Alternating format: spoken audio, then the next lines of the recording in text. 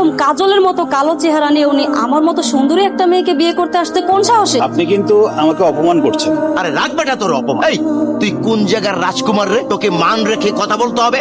আমার মেয়েকে বিয়ে করার মতো তোর কি কি যোগ্যতা আছে? ও একটা সৎ ছেলে। ওরে আমার সৎ ছেলে রে, এরকম ছোটখাটো চাকরিজীবী ছেলের সাথে আমার মেয়েকে বিয়ে দেবো?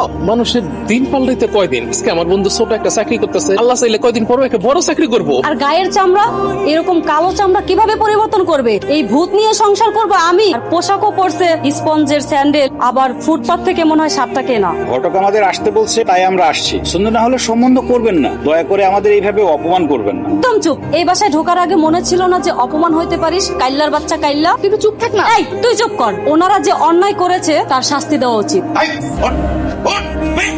আবার কি করতেছিস মানে? বের। আরে আমার মেয়ে লাখে একটা সুন্দরী মেয়ে, আর কাইলা ভূত কোন জায়গা থেকে আসছে আমার মেয়েকে বিয়ে করবে? সাহস কত বড়! এই যে একটু শোনেন,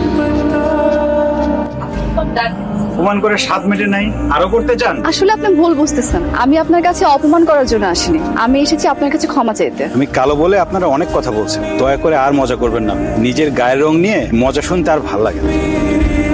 আপনার আব্বা আর বোনকে বলবেন আমি হাত জোর করে ক্ষমা চাইছি, আমি সরি। তাদেরকে বলবেন আমি আর কখনোই আসবো না। আপনি আসলে ভুল করতেছেন। আমি আসলে ওই বাড়ির লোক না। আপনি যাকে দেখতে গিয়েছিলেন আমি ওর বান্ধবী, আর আমার বাড়ি এই রাস্তা থেকে যেতে আর 10 মিনিট সময় লাগে। আসলে ওরা আপনার সাথে যে ব্যবহার করেছে কাজটা ঠিক করেনি। আমি ওদের তরফ থেকে আপনার কাছে মাপ চাচ্ছি। সত্যি কথা বলতে কি, মানুষের গায়ের রং আর পোশাক দেখে কখনোই বিবেচনা করা উচিত না। আপনি ক্ষমা চাচ্ছেন কেন? আপনি তো ব্যাপারটা বুঝেন। যারা বুঝে না তাদের আসলে ব্যাপারটা বোঝা উচিত। যে বাড়ির মায়া দেখতে এলাম, ওরা এত খারাপ ব্যবহার করলো, দূর দূর করে আমাকে গাড়ি ধরে বাইক করে দিল, আর আপনি এসেছেন ক্ষমা চাইতে? মানে পৃথিবীর মানুষ বন্ধু কি বিচিত্রময় কও। চল, কথা না বাড়িয়ে চল যাই। আচ্ছা, ভুল কিছু বললে ক্ষমা করবেন, আমরা এখন আসি।